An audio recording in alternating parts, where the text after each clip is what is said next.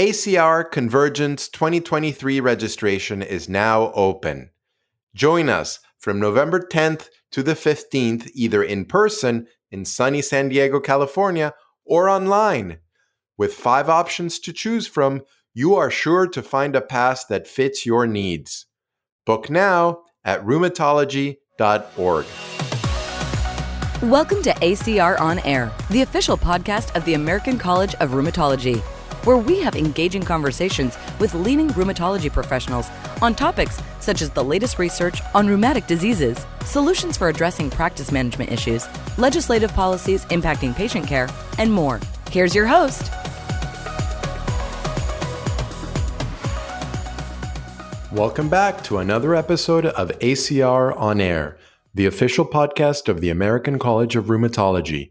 I am your host, Dr. John Hausman. Show notes for this episode can be found at acronair.org. You can also find our previous episodes on Apple Podcast, Spotify, and on your favorite podcast app. Every year, the American College of Rheumatology orchestrates a symphony of science, innovation, and networking through its flagship event, ACR Convergence. This year's annual meeting is just around the corner, and we've invited the chair of the annual meeting planning committee, Dr. Sharon Kolosinski, to share some exclusive insights into what's in store for attendees. We'll talk about what it took to plan the session, some new programs that will be included in Convergence, such as networking lounges and meet the panel sessions. We also discuss Convergence classics such as the Great Debate, the Knowledge Bowl, the Review Course, and of course, the well-loved poster sessions. Dr. Sharon Kolosinski is professor of clinical medicine in the Division of Rheumatology at the University of Pennsylvania Perelman School of Medicine. She is chief of the Division of Rheumatology at Penn Presbyterian Medical Center and director for rheumatology at the Penn Musculoskeletal Center. She has been an active volunteer for many years for the American College of Rheumatology and currently serves as the chair of the annual meeting planning committee. If you're thinking about attending the meeting or have already signed up and are planning your schedule, you definitely don't want to miss this episode. Enjoy.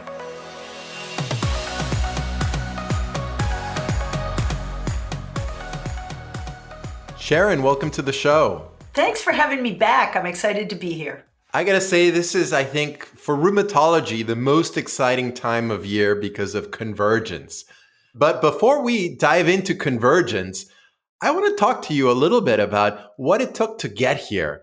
Can you tell us when you started planning Convergence 2023 and how many people it took to make it happen? It is a somewhat monumental effort, as you imply. We actually start planning each Convergence the year before it's even going to happen. So we started planning 2023 before 2022 happened. Oh my That's goodness. how long a timeline we have. That is crazy. It's amazing. It's amazing. And so the efforts are really vast. There's a huge army of ACR staff who help us in very many levels, just essential to the whole process, to keeping us on track. There's volunteers, rheumatologists, and allied health professionals who are members of the annual meeting planning committee. That's the core team that puts the meeting together. But we also have dozens and dozens of abstract reviewers, abstract review committees and chairs who comb through the hundreds of submissions that rheumatologists make all through the world for the abstract sessions for the meeting. So it's just an extraordinary effort. It's an amazing, dedicated group of people who all care about making the best rheumatology meeting in the world. Amazing. And, so far, these meetings are, like I said, the highlight. And this is not your first rodeo. As I understand it, you've been the chair of the AMPC. This is going to be your 3rd year. Is that right? That is right. It's been an extraordinary journey. With the first year I was chair, it was a completely virtual meeting. The second year I was chair, it was a hybrid meeting. And now we are really focused on the in-person meeting with some options for remote viewing. But it's really been a different meeting every year. Amazing. We'll talk a little bit about some of the sort of the virtual options a little bit later in the show. But so having planned now, almost 3 convergence meetings, was there anything different about the planning of this year that differed from the previous 2 meetings, aside from sort of the virtual settings? Well, we're really mindful of the transition from the virtual world, the Zoom world, to the in-person world. I think what we all experienced last year was the joy of being together again. It was just so exciting to have the meeting in person again. And it gave us a lot of thought about what elements of the meeting we wanted to bring forward and highlight and enhance in this year's meeting. So the good news of all of the changes that the meeting's gone through in the last few years is that it permitted us to really think about what could we do that's bigger and better going forward. And you'll see that, I hope, in some of this year's meeting. Great. Any challenges planning the meeting? I'm sure there's challenges all the time, but anything that sort of stands out, from planning Convergence 2023? Well, I'd say there are challenges every week. But honestly, it's just the coordination of many, many people across the country and even across the world in getting the meeting up and running. It's an extraordinary mission. And I agree with you. It's the most exciting thing we do all year. I think the challenges are what keep us going, figuring out how to solve things. Yeah, I like that. So let's talk about Convergence 2023. What excites you most about it? What are you most looking forward to? Well, we've got a few new things, and I think it's going to be really interesting to see how they play out. One thing that I have always felt is that convention centers are not super great at providing space for sitting down and talking to people. Networking is one of the most important things that happens at the meeting. Everybody sees people they haven't seen in years, mentors, students, colleagues. So where can we gather to talk about our common interests? What we did this year was we created the networking lounges. So the networking lounge idea is to have a space set aside for a variety of groups. These groups were chosen based on the planning committee subcommittees to allow for comfortable space for casual gathering, but also a few highlighted gathering events during each day for each group. So, for instance, in the education networking lounge, we will have a session where those who have participated, and there are many, in the revision of the Room to Learn online learning module, will have a chance to meet and greet. So yeah, we have this highlighted for each networking lounge, and we're hoping that people take advantage of it. In fact, the opening ceremony is going to be capped by a reception in the lounge area. Ah, fantastic. So is there one lounge area where all the teams will meet, or will the networking lounges be different depending on which team it is? Great question. We're lucky in the design of the San Diego Convention Center this year because you may recall there's a newer part and there's an older part that are connected. That's right. By this area called the Sails Pavilion, which is really a beautiful area with big windows looking out on the bay and the sails of the sailboats. I suppose that's the reference. That area is going to be set up for all the networking lounges. Ah, fantastic. And as I understand it, there's going to be, I think, like you said, 5 interprofessional teams, pediatric rheumatology, right? The business of rheumatology. You mentioned education and workforce, and the last one, basic science. So it sounds like there's something there for everybody. We hope so. We hope so. Fantastic. And you mentioned briefly about the opening session. Can you tell me more about who you've invited and what they're going to talk about? No. No. It's a secret. No, I can't. Okay. I like it. I like it. You're going to have to show up to figure it out. And are there any specific themes that are running along this year's meeting?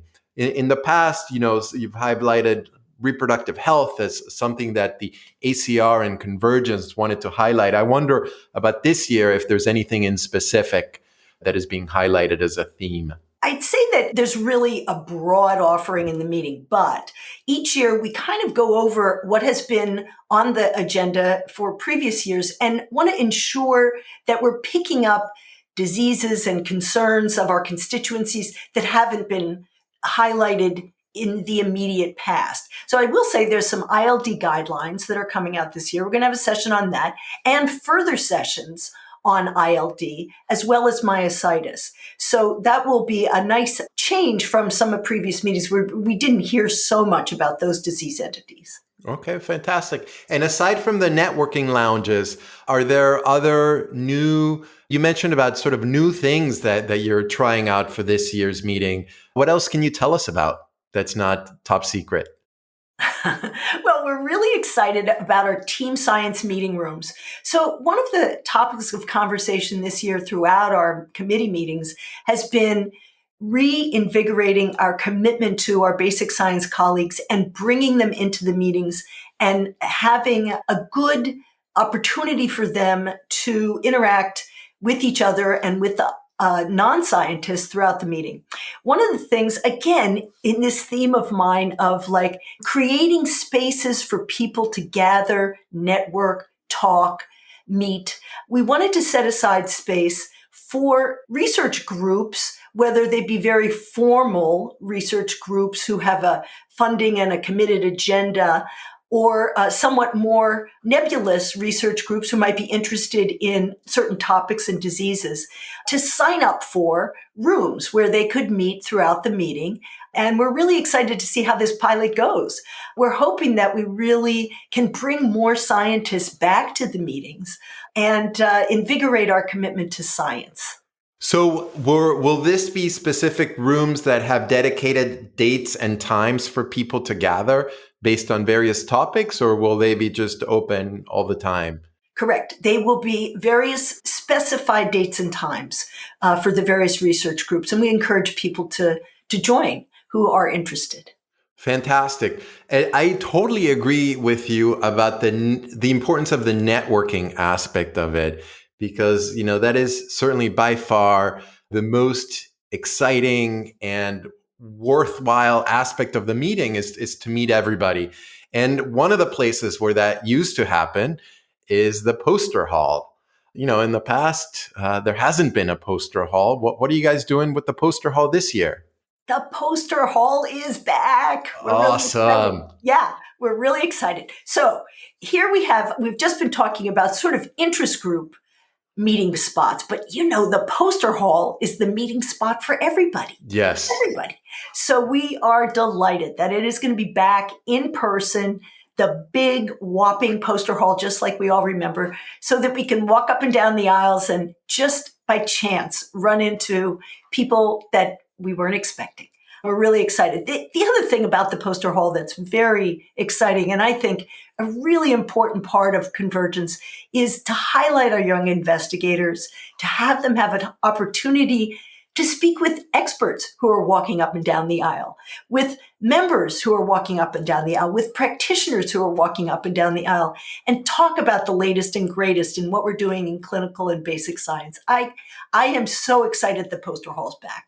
Yeah, I think that, I agree with you 100%. I remember, presenting my poster when I was a fellow along with, some very prominent physicians that were just standing right next to me doing the same thing. So it brings everybody sort of to the same level, and it's a great place to chat people up.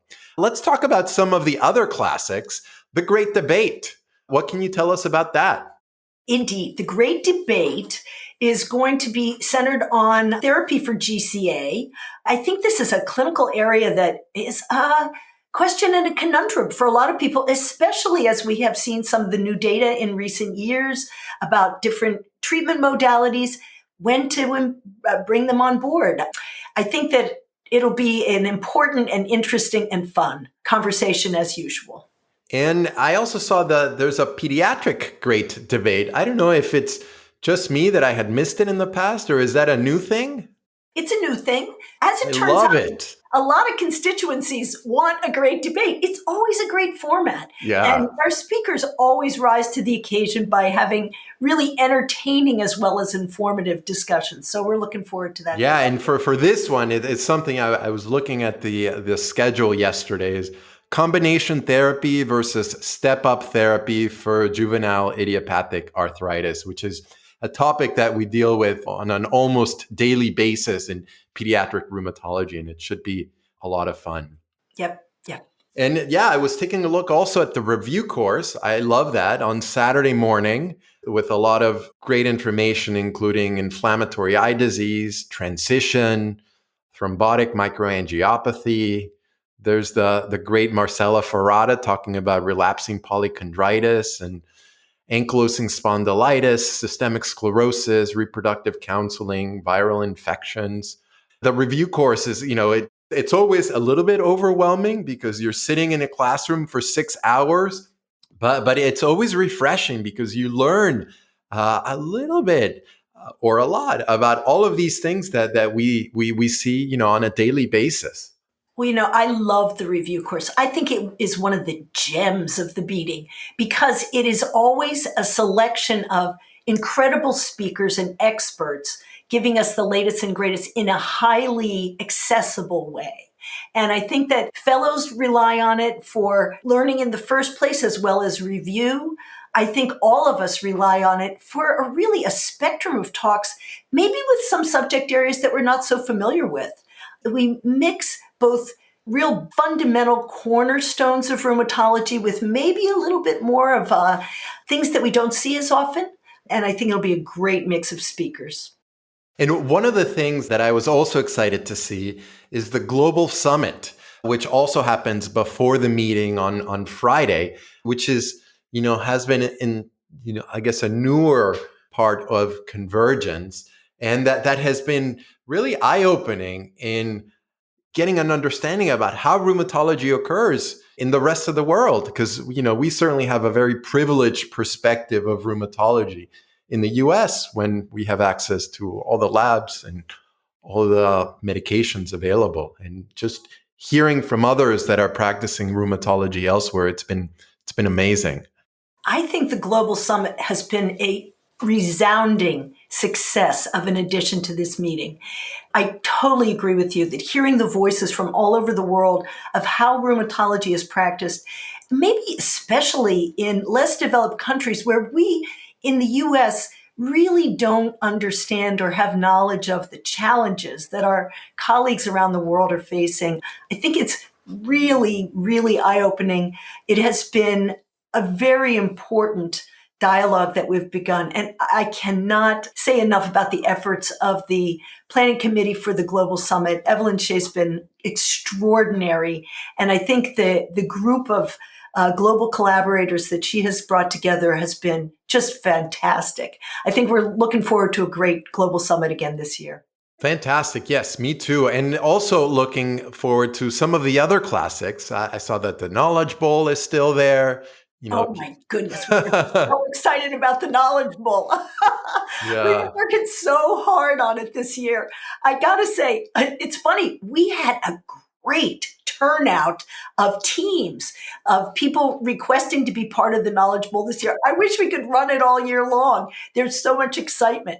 But the classic is back, and we'll have preliminary rounds and final rounds. And we have a whole team of people working on tough and easy questions for the Knowledge Bowl. So we'll see how that goes. Yeah, I'm also helping to train our fellows for the Knowledge Bowl. Next month we have a practice Knowledge Bowl session where everybody gets buzzers and gets to chime in just to try to replicate that feeling of the Knowledge Bowl. And in the past, it's been really amazing.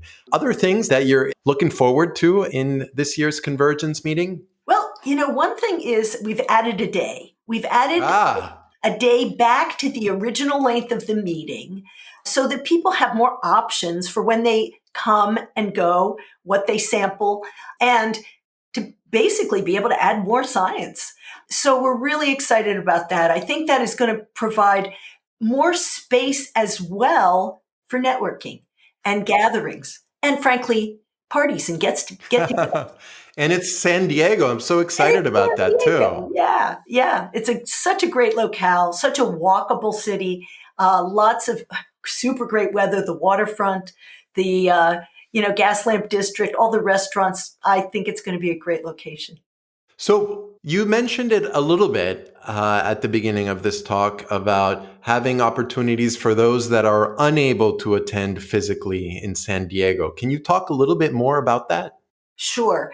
It's not a completely virtual meeting. Some of the meeting is not going to be live streamed, but some is. Every day there will be a menu of really key sessions on live stream available all day long. There'll be a couple of live stream rooms running all day long throughout the meeting so that colleagues around the world, around the country, around town can join from their hotel room, can join in real time and participate in the meeting for a variety of sessions.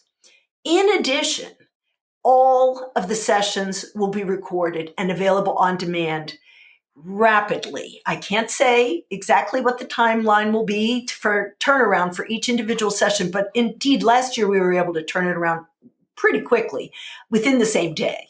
So that if you want to go to one session and then you want to see a session later that was that day, you will be able to access that from the time of the meeting throughout the next year. And I must say, this is available after every AMPC, after every convergence meeting.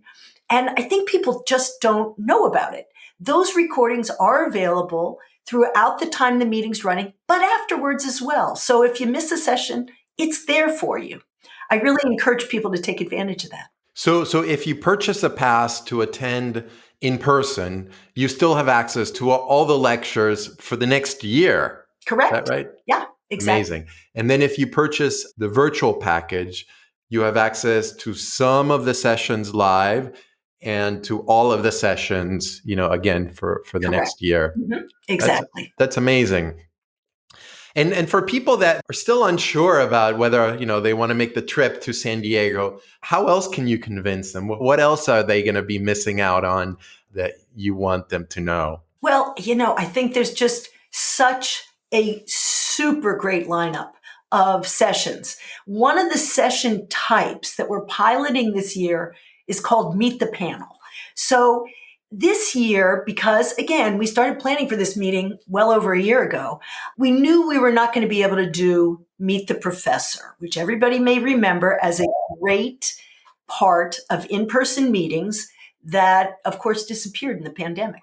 We are hoping to begin to bring them back for real next year. But in the meantime, we had the opportunity to create a new session type, Meet the Panel. So what the idea here is that we're going to have 1, 2, 3 or more experts in a field giving a panel discussion about topics. And you'll see the Meet the Panel name throughout the agenda, the schedule of the meeting. And you'll be able to hopefully tune in for a Meet the Professor style clinical discussion that is open to people's questions and sort of a case-based presentation. So we hope that fills a need that we've been missing for the last few years while we haven't had the Meet the Professor sessions. Fantastic. I love those interactive sessions so much, right? The ones that the audience is able to participate and either ask questions or, like the Knowledge Bowl actually, become part of the meeting. And having attended some of the Meet the Professors, they've also been some of the sort of most useful sessions. In the past, I remember when I was a first year resident doing one of these, I guess it was a workshop on the physical exam. I had been now, 3 or 4 months into my fellowship. And it was the first time that I was able to palpate a joint was in one of those workshops. Going forward, the more interactive that the sessions can be, certainly the better. I couldn't agree more. And point of fact, already this year, we're planning on workshops for next year. So you're right. The more hands-on, the more interactive we can be, that's what coming to a live meeting should deliver. I am sold. Tell me more about when this is taking place so I can book my ticket and where it is? So again, the meeting is in beautiful San Diego at that convention center on the water with those lovely views. Between sessions, walking down the hall, you can just look out and look at the sea. It's delightful. And it'll be November 10th to 15th, starting with the Global Summit will be all virtual, and then programming will be in person from then on. Fantastic. Sharon, thank you so much for your time in discussing the convergence with me. And thank you for all the time you've spent in the last year planning this meeting. And is your work done now? Like, drop mic, Sharon, drop mic, go home? Is that it? Or do you still have stuff pending for this year's meeting? Well, to tell you the truth, and I'll put in a plug for people to give us feedback. After the meeting, we actually have a really exciting and interesting meeting of the planning committee to do the review of how the meeting went. And we are going to be soliciting people's input. This is a work in progress. Coming back to a live meeting full force and moving into the future and seeing how our pilot programs do, we would love people's feedback when they are at the meeting, after the meeting, and then we'll put it all together by the end of the year and inform the choices for Convergence 24. Fantastic. That's a great way to end it. Sharon, thanks again for your time. I'll see you in San Diego. Sounds great. Thanks. Well, there you have it. Convergence 2023 taking place in sunny San Diego, California. For the first time, I'll be there with my producer, Joe Rojas, interviewing attendees about what they've learned and creating short podcasts with summaries of the day's events. If you're in San Diego, I hope you can chat with us and make your voice heard. For those unable to join in person, you'll be able to download our episodes within a day of recording. Thank you all for listening, downloading, subscribing to our show, and for rating us with 5 stars or however many stars you think we deserve. You can find our show notes for this episode and for all the other episodes on acronair.org, Apple Podcast, Spotify, and on your favorite podcast app. Until next time, book those tickets to San Diego, and of course, stay healthy.